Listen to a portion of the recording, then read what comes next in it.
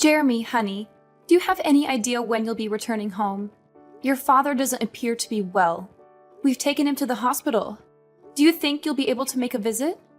Oh, is it finally the moment to bid farewell to the old man? It's time. I've been waiting for this for years. That's not good at all. Why would you say something like that? This isn't the time for jokes. Dear, we need you here. Can you come? I'm not sure. I'm quite busy. Maybe if I feel like it. If you feel like it? What are you saying? Your father might be in critical condition. It could be life-threatening. I said I'm busy. You can be so persistent sometimes. Oh, by the way, if any other relatives come to visit, make sure to tell them that I'm late due to work. I can't have you telling stories and ruining my reputation. Make sure they still think I'm a great guy. All right, I will. But honey, I'm certain your dad would be delighted to see you. Your visit might be just what he needs to recover. We'll be waiting. Please come as soon as you can. Yeah, whatever. I thought taking care of the house was your responsibility. And now you're bothering me with all these things I really don't care about. You should really do better. Aren't you supposed to be my wife? All right, I'll try my best. But please promise me you'll come and visit when you have the time.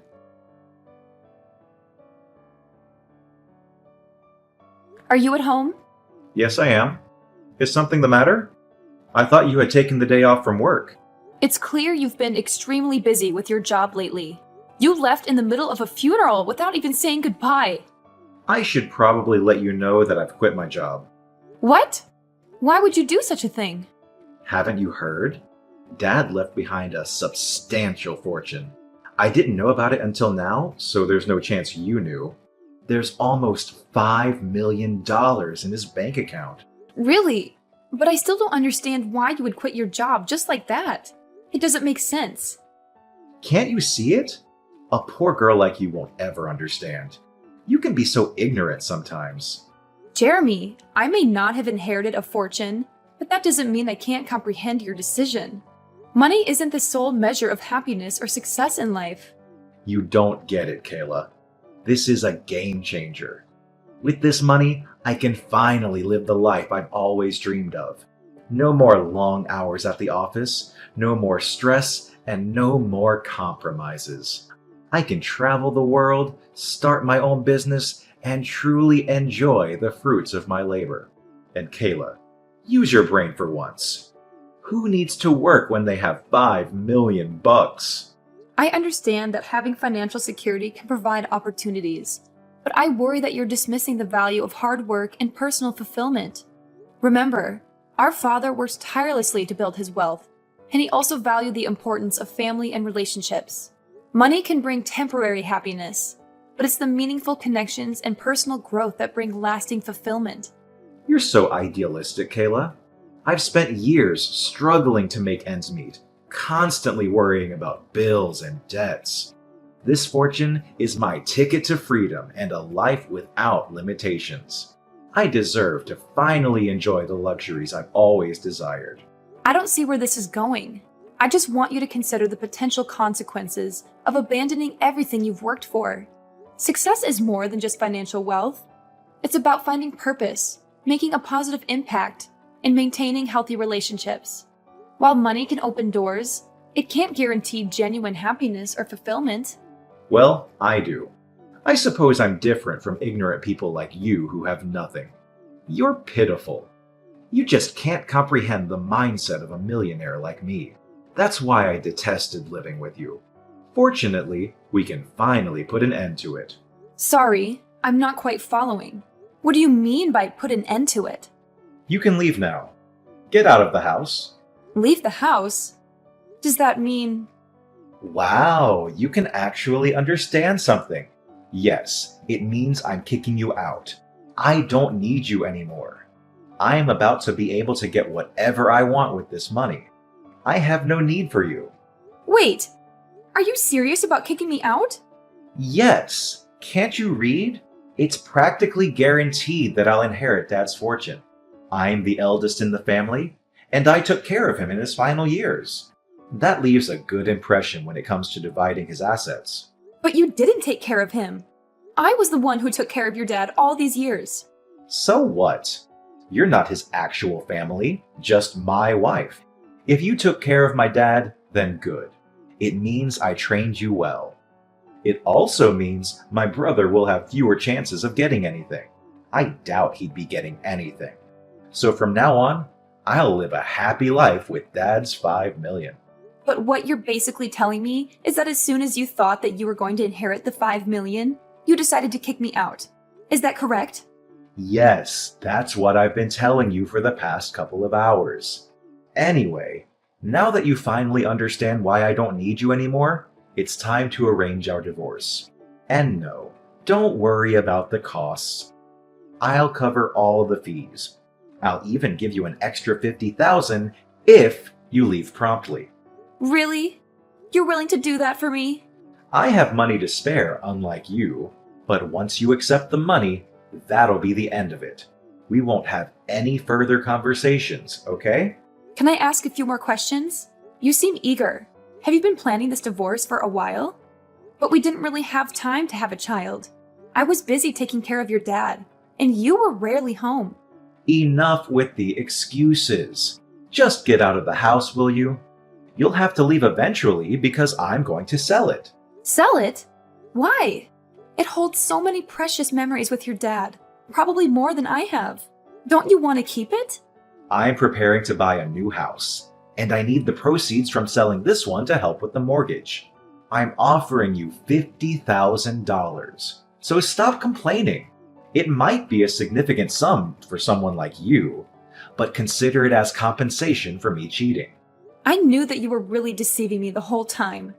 So I assume you'll be moving in with the woman you cheated on me with.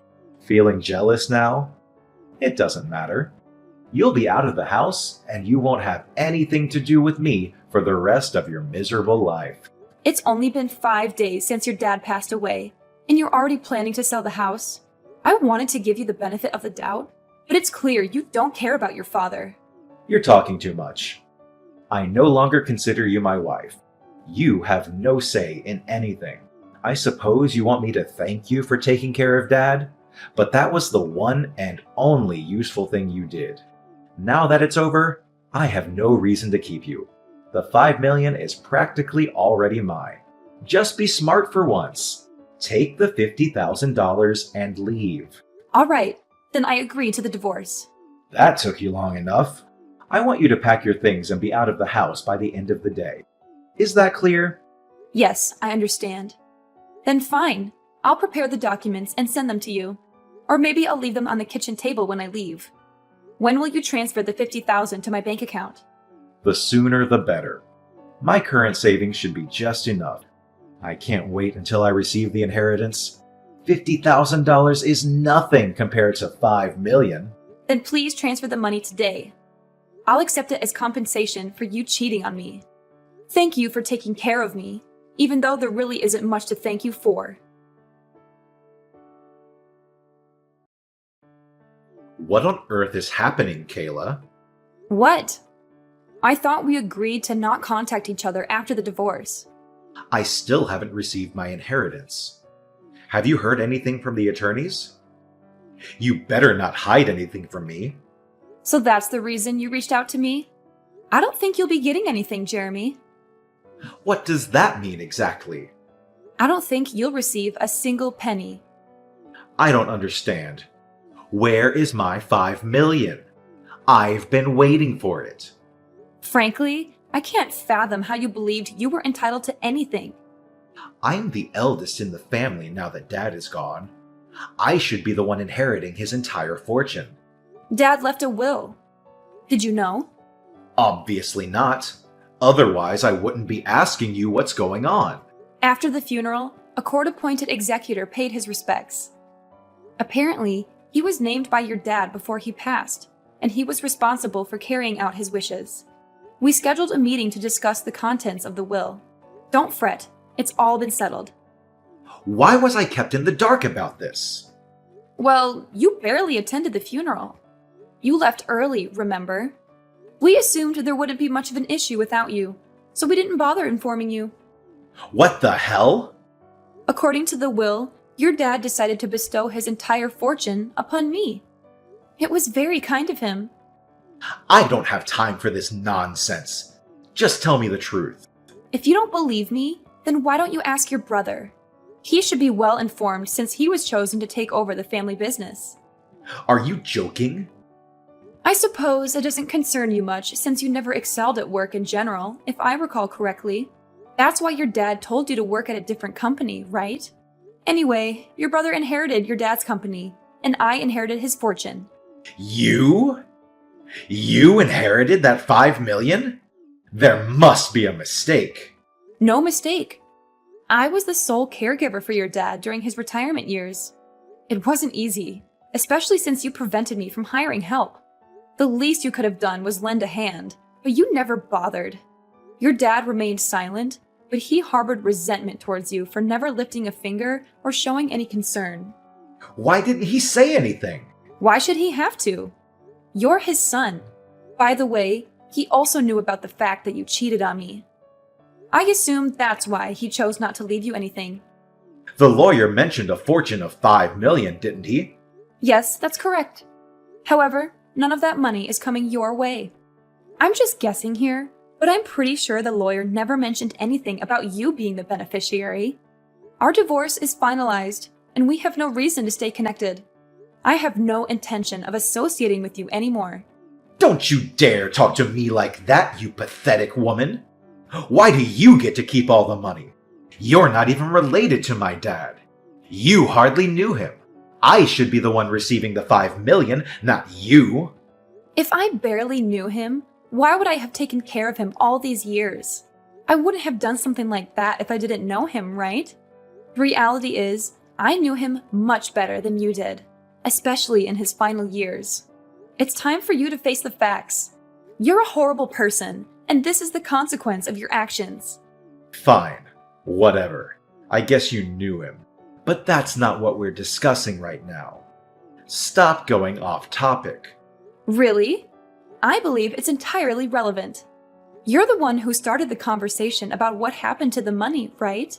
I'm just trying to be considerate and explain how your father, out of his kindness, decided to leave me his fortune. And I'm explaining why you won't receive a share from such a kind-hearted man. I don't see why you're having trouble understanding. He's still my father, though. Oh, now you suddenly care about him. I distinctly remember you didn't bother showing up when I called you from the hospital. The only thing you did was attend the funeral. And even then, you left early without paying your respects. It's clear you didn't even attempt to show grief. It's sad to think that you only saw your father as a source of wealth. That's not true. I don't know. But that's the impression most of your relatives, your father, and I had based on your behavior. But I suppose it doesn't really matter now. Regardless of the truth, just remember that you won't receive anything from him. Whatever you decide to do from now on, it's none of my concern. We're divorced, so do as you please where I can't see you. I'll make sure you regret your arrogance. And what about the $50,000 I paid you? What about that? We already discussed that. It's compensation. Compensation? What do you mean? It was your suggestion. Compensation for your infidelity. If you have any further issues, please address them with my lawyers. I have no interest in listening to your complaints all day. I have nothing more to say to you. But my money! Where's my money? Perhaps you should reflect on your behavior. You were so consumed with work that you rarely came home. You hardly contributed to taking care of the house, let alone your father. Even when you were home, you spent your days lounging on the couch, watching TV like a sloth. Frankly, I think both your dad and I had enough. We expected more from you, and I'm sorry it had to come to this. It's not my fault I was busy. Are you implying I'm not allowed to take a day off and relax? No, that's not what I'm trying to say. But were you genuinely busy? Are you certain you weren't out with the person you were cheating on me with? Considering your lack of dedication to work, I doubt you had any important responsibilities at the company. It's not just your work ethic that's an issue, it's also your values. If you think divorcing me the moment you were about to receive $5 million was a wise decision, then I have no words for you. It's not like that. I had my own problems too. I was under a lot of stress. I'm simply not the kind of person who shows or discusses it openly. Come on. There must be some goodness in you. Share the inheritance with me. Don't you think it's unfair to keep all that money to yourself? I never realized you were so greedy. What problems did you have? Care to explain? No matter how many times I asked, you hardly contributed any money towards the house. When I faced difficulties, you were having fun with your secret lover. It's not fair to me at all, you know. And it's even more unreasonable that after all your stupid actions, you still want me to share my fortune with you? Don't think you can deceive me again. There's no point in continuing this conversation, is there? I've already moved out of our old house, just as you requested. If you want to sell it and buy a new one, go ahead. I don't care. Just don't think you'll be getting much out of it, Jeremy. But I invested $1 million in the new house. I already have a mortgage. I plan to pay it off with the inheritance. Now what am I supposed to do? I'm broke! I don't know, but don't ask me. It's not my problem. You were the one who offered $50,000. I simply accepted it. But things weren't supposed to turn out this way. You have no one to blame but yourself for all of this. I think it's time you face the harsh reality, Jeremy. I'm sorry, dear. I apologize for my actions. Please forgive me. Give me my share of the inheritance, will you? Your father didn't leave you anything, remember? A portion of 0 is still 0. You're not receiving anything. I want nothing more to do with you. Everything your father left behind is now in my hands. I understand that I made mistakes, Kayla. But can't we find a way to move forward? I know I messed up, but I'm willing to make amends and change for the better. It's not just about your mistakes, Jeremy. It's about the years of disregard for our relationship and the pain you caused. It's about the sacrifices I made while you were too busy chasing after your own desires. Your apologies are empty words without genuine actions to back them up. I know I can't undo the past, but I'm willing to learn from my mistakes and work on rebuilding our relationship. We've been through so much together, and I still love you, Kayla. Love me? How ridiculous. You may say you love me, but your actions have proven otherwise time and time again. It's not just about the inheritance. It's about the years of emotional neglect and the disregard for our partnership. I understand that I hurt you, Kayla, and I'm truly sorry for that. I want to make things right and show you that I've changed. But we can address the issues that led us to this point and work on rebuilding our trust. Please, Kayla, don't shut me out completely. I know I messed up, but I still believe in us. Let's at least try to find common ground and work towards healing and understanding. It's over. Right now, I need to prioritize my own well-being and find happiness on my own terms. I hope you have fun with your job and your new girlfriend. But I don't have a job anymore. I don't have a job, and I have a mortgage to pay. Your ex-husband is going through a tough time right now. Shouldn't you fulfill your duties as a former wife and help me out? I'm not your wife anymore, honey. Did you forget? We got divorced. Please, help me. Even though we're no longer married, we spent years together. We used to love each other deeply. But did we really? If we did, it was a long time ago. The past few years have been incredibly challenging for me. I dedicated a significant part of my life to taking care of your dad. There are numerous things I missed out on, and I believe he recognized that too. I'm making up for lost time now. I'm sure he would want me to spread my wings. I understand that you feel like you missed out on things, but that doesn't erase the love we once had, right? Remember the time I always cared for you? And we also had our memories together. Jeremy, caring about someone and being in love are two different things. Yes, we shared a history, but that doesn't mean we should continue a relationship that isn't fulfilling for either of us. Life is too short to remain in a stagnant or unhappy situation. I can't imagine my life without you, Kayla. We've been through ups and downs, and I always thought we would find a way to make it work. I know it's difficult to accept, but sometimes relationships run their course. We both deserve to find happiness and fulfillment, even if it means going our separate ways. I'm nearly 40 now, but it looks like life will finally become better. I've spent years putting others before myself, and now it's time for me to prioritize my own well-being and personal growth. I'm sorry to say that I can't say the same for you, Jeremy. Don't give up on us so easily, Kayla. We can work through this. Could we please find a way to reconnect? No! Can't you just stop irritating me? Listen here. It's important to acknowledge that people change and evolve. The person I am today is not the same person I was when we fell in love. I've grown, and my priorities have shifted. It's time for both of us to embrace new chapters in our lives and discover what truly makes us happy. Goodbye, Jeremy. I hope we can find peace and happiness separately.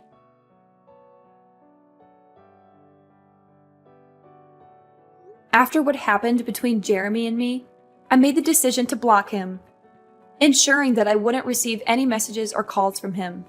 It was a necessary step to protect myself from any further emotional turmoil. Interestingly, I recently heard from a close friend that Jeremy had been persistently seeking lawyers in an attempt to contest his exclusion from the inheritance. However, all of his efforts were in vain, as every legal professional he approached confirmed that he would not be entitled to any portion of the estate. It was at that moment, when faced with the unanimous verdict of legal experts, that Jeremy finally came to the stark realization that there was nothing more he could do to alter the situation. The consequences of his actions had caught up with him, leaving him not only emotionally shattered, but also financially devastated. Deep in debt and with his bank account drained, he had no choice but to accept the harsh reality before him. To make matters worse, as soon as his girlfriend discovered that Jeremy would not be receiving any inheritance, she promptly abandoned him, leaving him to face the consequences alone.